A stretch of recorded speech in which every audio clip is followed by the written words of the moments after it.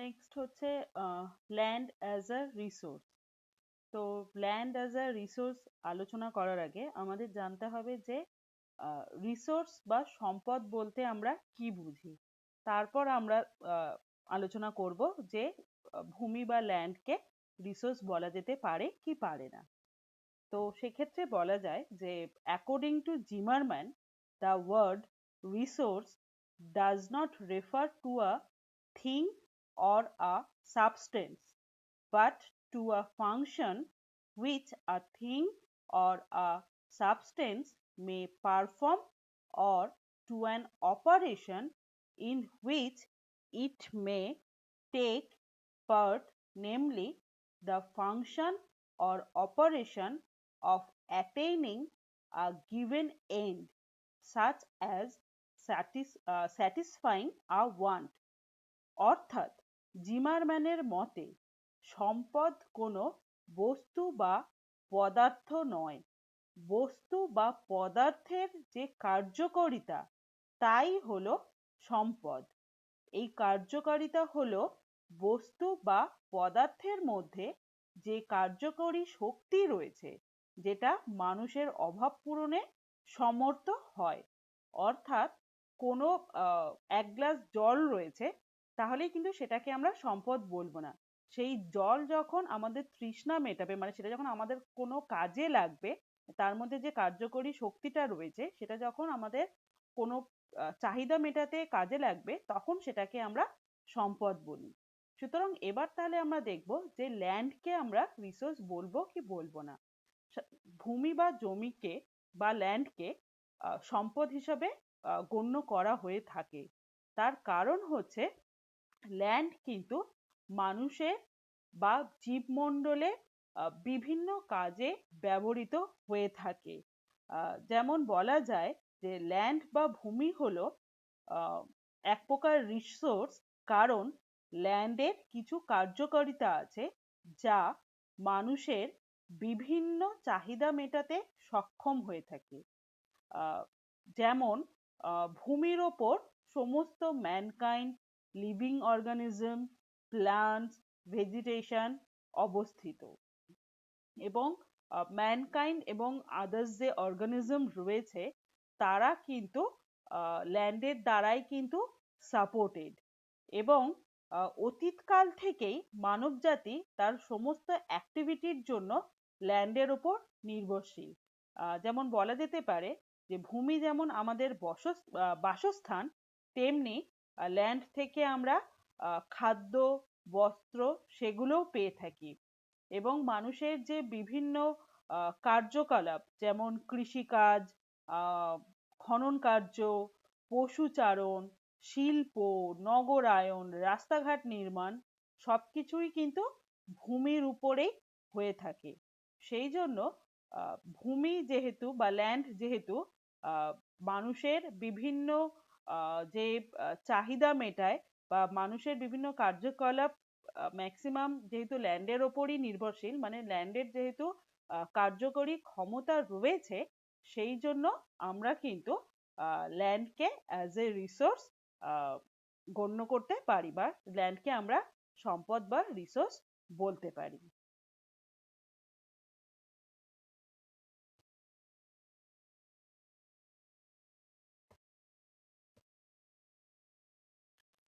Next হচ্ছে land degradation বা ভূমির অবক্ষয়।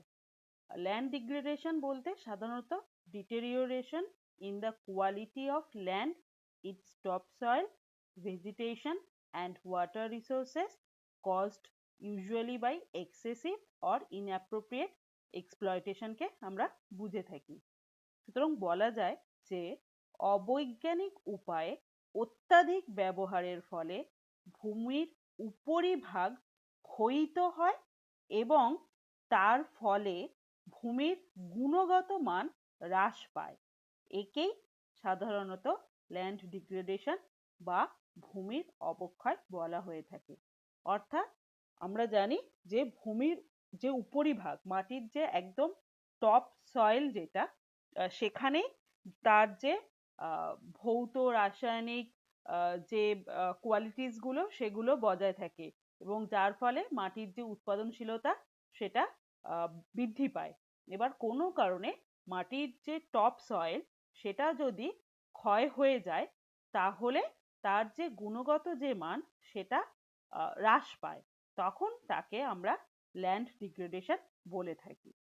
এবং ভূমি অবক্ষয়ের কারণগুলোকে সাধারণত দুভাগে ভাগ করে ব্যাখ্যা করা যায়। একটা হচ্ছে প্রাকৃতিক কারণে ল্যান্ড ডিগ্রেডেশন হয়ে থাকে, আরেকটা হচ্ছে যে মনুষ্য সৃষ্ট কারণের জন্যও কিন্তু ল্যান্ড ডিগ্রেডেশন হয়ে থাকে। প্রাকৃতিক কারণ বলতে যেমন বলা যেতে পারে বায়ুক্ষয়, মানে বায়ু প্রবাহের জন্য অনেক সময় মাটির যে উপরিভাগ সেগুলো হয়তো কোনো কারণে ক্ষয়িত হয়ে সেখানে আছে এবং বায়ু প্রবাহের জন্য সেগুলো সেখান থেকে তার শিফটিং হয়ে গেল, কিংবা বন্যার জন্য কিংবা জলপ্রবাহজনিত ক্ষয়ের জন্য ল্যান্ড ডিগ্রেডেশন হয়ে থাকে। আবার মনুষ্য সৃষ্ট কারণগুলোর ক্ষেত্রে যেমন বলা যেতে পারে শিফটিং কাল্টিভেশন, যেটাকে আমরা তোমার ঝুম চাষ বলে থাকি। যেমন ঝুম চাষ মানে কি, যে অনেক সময় যেটা হয় যে কোনো অঞ্চলের মানুষজন সেখানে যে বনভূমি গাছপালা থাকে সেগুলোকে তারা পুড়িয়ে দেয়, দিয়ে তারপর সেখানে চাষাবাদ করে এবং সেই কারণে ঝুম চাষের জন্য কিন্তু সেই জায়গার যে মাটির কোয়ালিটি সেটা কিন্তু নষ্ট হয়ে যায়। এছাড়া বলা যেতে পারে অনিয়ন্ত্রিত পশুচারণ, কারণ পশুর ওই যে খুর থাকে মানে পায়ের সঙ্গে চলাফেরার জন্য তাদের পশুর অত্যাধিক চলাফেরার ফলেই কিন্তু মাটির যে উপরিভাগ সেটা কিন্তু ক্ষয়িত হয়ে যায়। তাই অত্যাধিক অনিয়ন্ত্রিত পশুচারণের ফলেও কিন্তু ল্যান্ড ডিগ্রেডেশন হয়ে থাকে। এছাড়া ডিফরেস্টেশন মানে অত্যাধিক বৃক্ষচ্ছেদনের পরে, কারণ গাছের শিকড় মাটিকে ধরে রাখতে সাহায্য করে, তাই অত্যাধিক বৃক্ষচ্ছেদনের ফলেও কিন্তু ল্যান্ড ডিগ্রেডেশন হয়। অনেক সময় রাস্তাঘাট নির্মাণের জন্যও কিন্তু তোমার ল্যান্ড ডিগ্রেডেশন ঘটে থাকে। ওভার ইরিগেশনের জন্য মানে অবৈজ্ঞানিক এবং অনিয়ন্ত্রিত উপায়ে জলসেচের জন্যও কিন্তু ল্যান্ড ডিগ্রেডেশন হয়ে থাকে।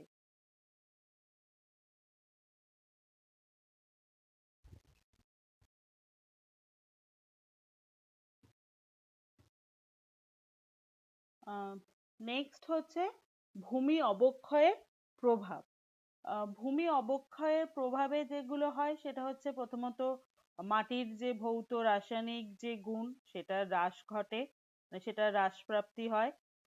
জীব বৈচিত্র্য হ্রাস হয় বা বায়োডাইভার্সিটি লস হয়ে থাকে। মাটির যে উৎপাদন বা ভূমির যে উৎপাদনশীলতা সেটা হ্রাস পায়। নেক্সট হচ্ছে তাহলে ভূমি অবক্ষয় প্রতিরোধ করার চেষ্টা করতে হবে এবং সেক্ষেত্রে বিভিন্ন স্ট্র্যাটেজিস নেওয়া হয় ভূমি অবক্ষয় রোধ করার জন্য। সেগুলো হলো যেমন প্রথমত হচ্ছে বৃক্ষচ্ছেদন নিয়ন্ত্রণ করতে হবে এবং অত্যাধিক পরিমাণে তোমার অ্যাফরেস্টেশন বা বৃক্ষরোপণ করতে হবে। নেক্সট হচ্ছে ঝুম চাষ নিষিদ্ধ করতে হবে। তারপর পশুচারণ হলেও সেটা নিয়ন্ত্রিত পশুচারণ হতে হবে। নেক্সট হচ্ছে বৈজ্ঞানিক প্রথায় চাষাবাদ করতে হবে এবং শস্যাবর্তন পদ্ধতিতে চাষাবাদ করতে হবে। নেক্সট বলা যেতে পারে যে পাহাড়ের ঢালে ধাপ কেটে কেটে চাষ করতে হবে, যেটাকে স্ট্রিপ ফার্মিং বলা হয়ে থাকে। এছাড়া সাস্টেনেবল ল্যান্ড ম্যানেজমেন্টের দিকে নজর দিতে হবে। ভারতের মধ্যে ল্যান্ড ডিগ্রেডেশনের প্রবলেম সব জায়গায় সমান নয়। তোমার নর্মালি গুজরাট, রাজস্থান, মধ্যপ্রদেশ, পাঞ্জাব, উত্তরপ্রদেশ এই জায়গাগুলোতে ল্যান্ড ডিগ্রেডেশনের প্রবলেম বিশেষভাবে দেখা গিয়ে থাকে।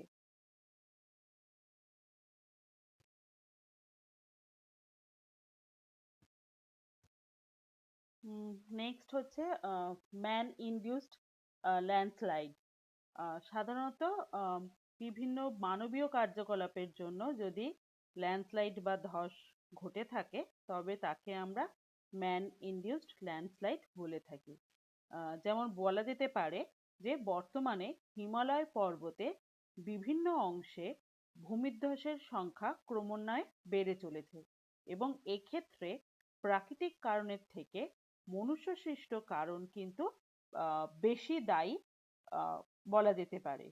কারণ জনসংখ্যা বৃদ্ধির সাথে সাথে মানুষ পাহাড়ি ঢালের বিভিন্ন খাঁড়া ও অস্থিতিস্থাপক ঢালে বসতি স্থাপন করছে। মানে পাহাড়ের যেগুলো আনস্টেবল জায়গা সেখানেও কিন্তু মানুষ বসতি স্থাপন করছে। এবং বর্তমানে পর্যটন শিল্প বিকাশের জন্য পাহাড়ে যেমন অরণ্যছেদন করা হচ্ছে, মানে যেমন ডিফরেস্টেশন করা হচ্ছে, কারণ তেমনি খাড়া অস্থিতিস্থাপক ঢালে অবৈজ্ঞানিকভাবে বহুতল বাড়ি তৈরি করা হচ্ছে, হোটেল, লজ, এমনকি ট্যাক্সি স্ট্যান্ডও তৈরি করা হচ্ছে। তার ফলে কি হচ্ছে যে এক তো হচ্ছে ঢাল হচ্ছে স্টিপ, তার মধ্যে হচ্ছে অস্থিতিস্থাপক, এবং সেক্ষেত্রে গাছের শিকড় সেগুলো তবু ধরে রাখতো, তারপরে সেখানে ডিফরেস্টেশন হচ্ছে, তো এমনি সেগুলো আলগা হয়ে যাচ্ছে। তার উপর সেখানে বহুতল বাড়ি, হোটেল সেগুলো তৈরি করা হচ্ছে। তার ফলে কি হচ্ছে, পাহাড়ের ঢালের যে বাহ্যিক চাপ সেটা কিন্তু বেড়ে যাচ্ছে, এবং তার ফলে অভিকর্ষজ বলকে ক্রমশ ত্বরান্বিত করছে, এবং তার ফলেই কিন্তু ভূমিধ্বসের সংখ্যা বৃদ্ধি পাচ্ছে। সুতরাং বর্তমানে প্রাকৃতিক কারণের থেকে বিভিন্ন মানবীয় কারণের জন্য যে ল্যান্ডস্লাইডের সংখ্যা বেড়ে যাচ্ছে, সেগুলোকেই আমরা কিন্তু ম্যান ইনডিউসড ল্যান্ডস্লাইড বলে থাকি।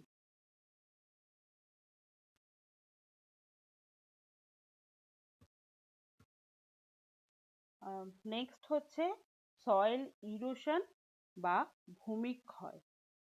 নানা প্রাকৃতিক কারণে মাটির ওপরে স্তর আলগা হয়ে যায় এবং জল ও বাতাস দ্বারা এক জায়গা থেকে অন্য জায়গায় মাটির কণা বাহিত হয়ে যায়। একে সয়েল ইরোশন বা ভূমিক্ষয় বলা হয়ে থাকে। সাধারণত জল এবং বায়ু দ্বারা মাটির ক্ষয়ীভবন হয়ে থাকে, এবং সেক্ষেত্রে বলা যেতে পারে যে জল দ্বারাই মাটির ক্ষয়ীভবন বেশি হয়। জল দ্বারা ক্ষয়ীভবন সাধারণত দুটো পদ্ধতিতে হয়ে থাকে। এক হচ্ছে যে বৃষ্টির জলের ফোঁটার আঘাতে মাটির কণাগুলো বিচ্ছিন্ন হয়, এবং দ্বিতীয়ত হচ্ছে বিচ্ছিন্ন হওয়া মাটির কণাগুলি অন্য স্থানে অপসারিত হয়। এবং এই যে জল দ্বারা যে সকল পদ্ধতিতে সয়েল ইরোশন হয়ে থাকে সেগুলো হলো শিট ইরোশন, রিল ইরোশন, গালি ইরোশন ইত্যাদি। তো সেগুলো কি, মানে শিট ইরোশন, রিল ইরোশন, গালি ইরোশন, এগুলো বলতে আমরা সাধারণত কি বুঝে থাকি? শিট ইরোশন হচ্ছে যে বৃষ্টির জল মাটির ওপর দিয়ে গড়িয়ে যাওয়ার সময় ওপরের স্তরের মাটিকে ধুয়ে নিয়ে যায়। এর ফলে স্তরে স্তরে প্রায় সমানভাবে মাটির ক্ষয় হয়। একে শিট ইরোশন বলে।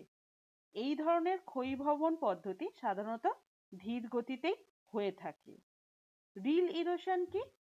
সেটা হচ্ছে যে অনেক দিন ধরে যদি শিট ইরোশন হতে থাকে তাহলে সেক্ষেত্রে কিন্তু কিছু কিছু সূক্ষ্ম নালা বা রিলের সৃষ্টি হয়ে থাকে, এবং জমির উপরিতল সমান হলে জলধারা একটি নির্দিষ্ট স্তরে প্রবাহিত হয়। কিন্তু বেশিরভাগ ক্ষেত্রেই জমির উপরিভাগ অসমতল, অল্প ঢালু, ছোট ছোট গর্তযুক্ত বা ফাটলযুক্ত হওয়ার জন্য জলধারা একটি নির্দিষ্ট লাইনে প্রবাহিত হয় এবং আলগা মাটির কণাকে বয়ে নিয়ে যায়। এর ফলে তখন কতগুলি ছোট ছোট অগভীর নালার সৃষ্টি হয়। এই নালাগুলির সাহায্যে ব্যাপকভাবে মাটির ক্ষয়ীভবন হতে থাকে। আর নেক্সট হচ্ছে গালি ইরোশন। সেটা হচ্ছে যে রিল ইরোশন যদি আবার অনেক দিন ধরে চলে তাহলে নালাটি ধীরে ধীরে চওড়া ও গভীর হয়ে বড় বড় গভীর নালায় পরিণত হয়, এবং সেক্ষেত্রে যদি প্রবল বৃষ্টিপাত হয় তাহলে ঢালু জমি থেকে জল নালার মধ্যে দিয়ে নিচে তাড়াতাড়ি গড়িয়ে যায়। তার ফলে অতি অল্প সময়ে বিরাট আয়তনের ভূমিখণ্ড নষ্ট হয়ে যেতে পারে। সেটাকে বলা হয় গালি ইরোশন। এবং এই ধরনের ইরোশন কিন্তু সবচেয়ে বেশি ক্ষতিকর এবং মারাত্মক হয়ে থাকে। আর নেক্সট হচ্ছে বায়ুর দ্বারা ইরোশন বা উইন্ড ইরোশন। সেক্ষেত্রে সাধারণত শুষ্ক অঞ্চল যেখানে বা অর্ধ শুষ্ক অঞ্চল সেখানে কিন্তু বায়ুর মাধ্যমে সয়েল ইরোশন হয়ে থাকে। সেক্ষেত্রে কি হয় যে প্রবল বেগে যখন বায়ু প্রবাহিত হয় তখন মাটির ওপরের স্তরের যে কণাগুলো তারা এক জায়গা থেকে অন্য জায়গায় সঞ্চালিত হয়ে থাকে বা এক জায়গা থেকে অন্য জায়গায় অপসারিত হয়ে থাকে। তার ফলে মাটির উচ্চতা কমে যায়। তবে বায়ুর দ্বারা ক্ষয়ীভবনের সময় সাধারণত মাটির কণাগুলোর তিন প্রকারের চলন লক্ষ্য করা যায়। সেগুলো হচ্ছে সল্টেশন, সাসপেনশন অ্যান্ড ক্রিপিং। সেগুলো কি? সল্টেশন হচ্ছে যে সাধারণত 0.1 থেকে 1.5 মিলিমিটার ব্যাসযুক্ত মাটির কণার ওপর বায়ুর যদি সোজাসুজি চাপের জন্য কণাগুলো হঠাৎ লাফ দেয় এবং এরভাবেই মাটির কণার ক্ষয়ীভবন হয়, তখন সেগুলোকে বলা হয় সল্টেশন পদ্ধতি। সাসপেনশন কি? সাধারণত বায়ুর চাপে 0.1 মিলিমিটারের কম ব্যাসযুক্ত মাটিকণা লাফ দেওয়ার ফলে আঘাত পায় আর বায়ুর সঙ্গে মিশে গিয়ে শত শত কিলোমিটার দূরে পরিবাহিত হয়, তখন সেটাকে বলা হয় সাসপেনশন পদ্ধতি। আর ক্রিপিং হচ্ছে 0.5 থেকে 1.0 মিলিমিটার ব্যাসযুক্ত মাটির কণাগুলি মাটির উপরিভাগে ধীরে ধীরে গড়িয়ে এক জায়গা থেকে অন্য জায়গায় পরিবাহিত হয় এবং মাটির ক্ষয়ীভবন চলতে থাকে। একে বলা হয় সাধারণত ক্রিপিং পদ্ধতিতে সয়েল ইরোশন। এবং সেক্ষেত্রে বলা যায় যে এই যে ভূমিক্ষয় হচ্ছে তার পিছনেও অনেকগুলো কারণ রেসপন্সিবল বা দায়ী থাকে। সেগুলোর মধ্যে ন্যাচারাল প্রসেস তো হচ্ছে ওয়াটার অ্যান্ড উইন্ড, এবং ওয়াটার অ্যান্ড উইন্ডের আবার সেগুলো তাদের মধ্যে আবার বিভিন্ন পদ্ধতি যেগুলো অলরেডি আলোচনা করলাম। আর এছাড়া যদি হিউম্যান অ্যাক্টিভিটিস যেগুলো সয়েল ইরোশনের জন্য রেসপন্সিবল, তার মধ্যে যেমন হচ্ছে deforestation, misuse of land, unscientific cultivation, overgrazing, সেগুলোকে বলা যেতে পারে।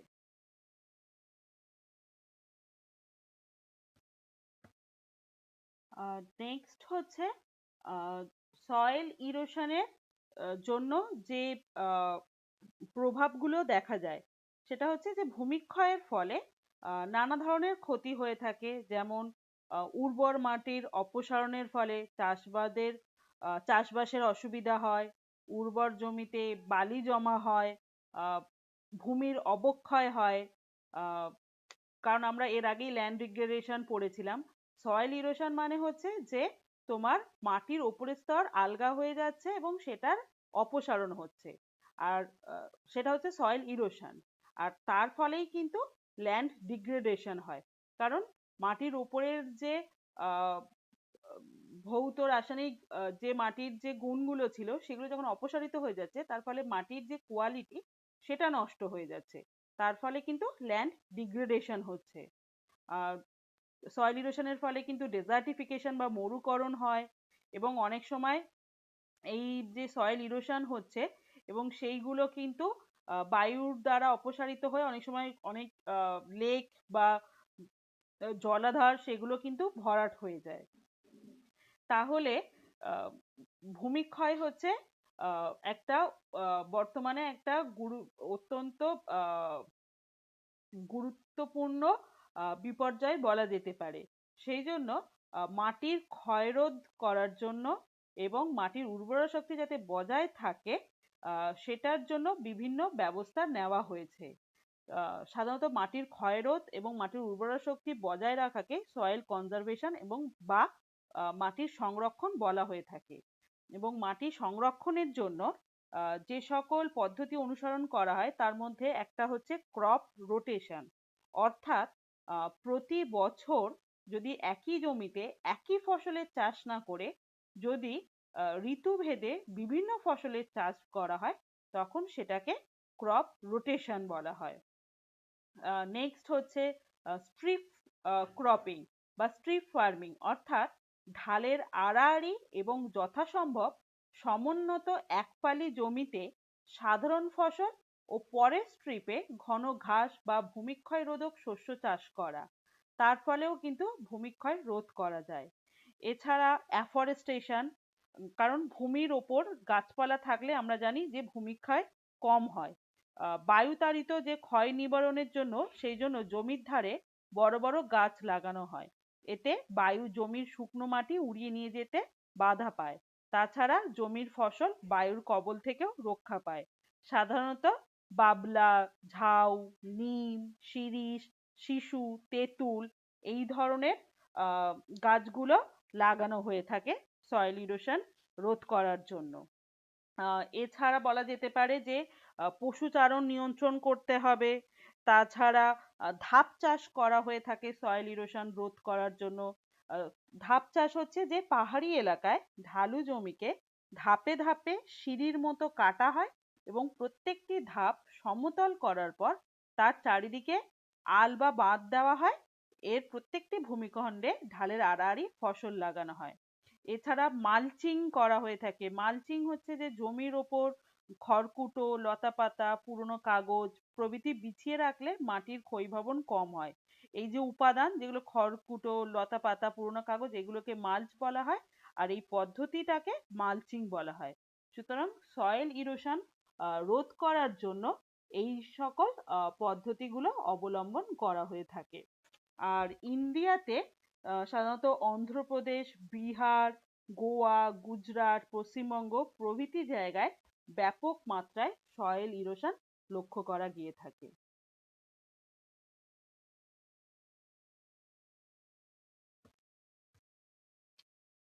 নেক্সট হচ্ছে ডেজার্টিফিকেশন বা মরুকরণ।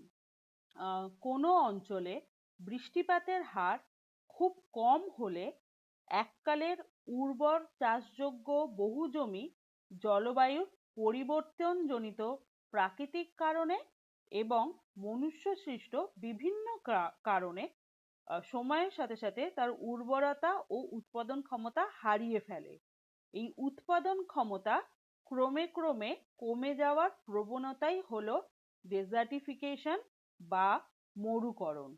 অন্যভাবে বলা যেতে পারে যে একটি অঞ্চলের ভূমি যখন ধীরে ধীরে সম্পূর্ণ উৎপাদন ক্ষমতা হারিয়ে ফেলে তখন তা মরুভূমিতে পরিণত হয়ে থাকে।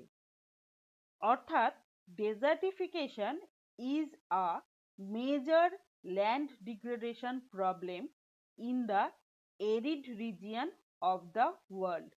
আমরা জানি যে পৃথিবীতে অনেকগুলো বড় বড় মরু অঞ্চল রয়েছে, যেমন সাহারা মরুভূমি, কালাহারি মরুভূমি, আটাকামা মরুভূমি, ভারতের থর মরুভূমি ইত্যাদি।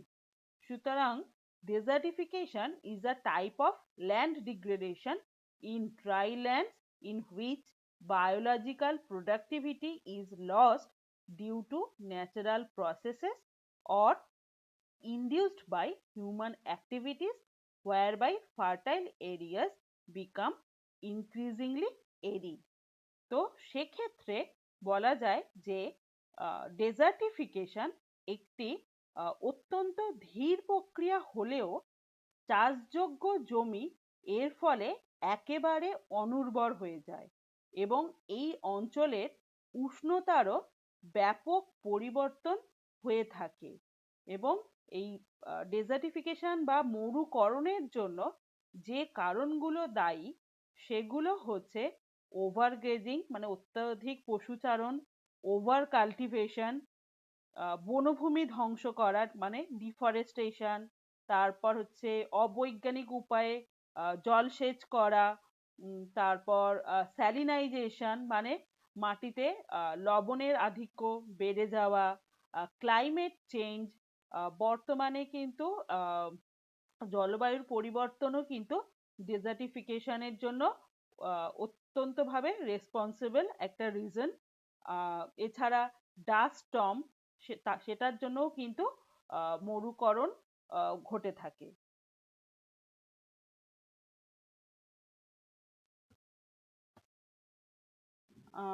লাস্ট হচ্ছে ডেজার্টিফিকেশনের এফেক্টস অ্যান্ড মিটিগেশন স্ট্র্যাটেজি।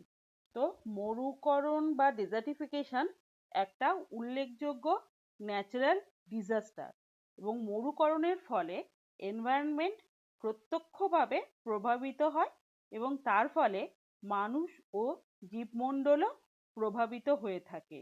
মরুকরণের ফলে সাধারণত কৃষি জমি অনুর্বর হয়ে উৎপাদন ক্ষমতা হারিয়ে ফেলছে, ফলে কৃষিকার্যের ব্যাপক ক্ষতি হচ্ছে। আর বলা যেতে পারে যে মরুকরণের ফলে ওই অঞ্চলের যে জীববৈচিত্র্য বা বায়োডাইভার্সিটি লস হচ্ছে, জীববৈচিত্র্যের বিলুপ্তি ঘটছে বা বায়োডাইভার্সিটি লস হচ্ছে, ফলে সেখানকার যে বাস্তুতান্ত্রিক ভারসাম্য সেটা বিঘ্নিত হচ্ছে। এছাড়া মরুকরণের ফলে বনভূমির পরিমাণ কমে যাচ্ছে, তার ফলে বৃষ্টিপাত কমে যাচ্ছে এবং পরোক্ষভাবে কিন্তু উষ্ণতা বৃদ্ধি পাচ্ছে। সেই জন্য বর্তমানে ডেজার্টিফিকেশন বা মরুকরণ যাতে রোধ করা যায় সেজন্য বিভিন্ন ব্যবস্থাপনা গ্রহণ করা হয়েছে। সেগুলো হলো যেমন তোমার মৃত্তিকা এবং জল সংরক্ষণ করা মরু অঞ্চলের ক্ষেত্রে, সেখানে সেচের জলের যোগান দেওয়া, সেখানে বনসৃজন করা বা অ্যাফরেস্টেশন করা এবং বর্তমানে ডেজার্ট রিক্লেমেশনের দিকেও নজর দেওয়া হয়েছে। সুতরাং এই সকল পদ্ধতির মাধ্যমে ডেজার্টিফিকেশন রোধ করার চেষ্টা করা হচ্ছে।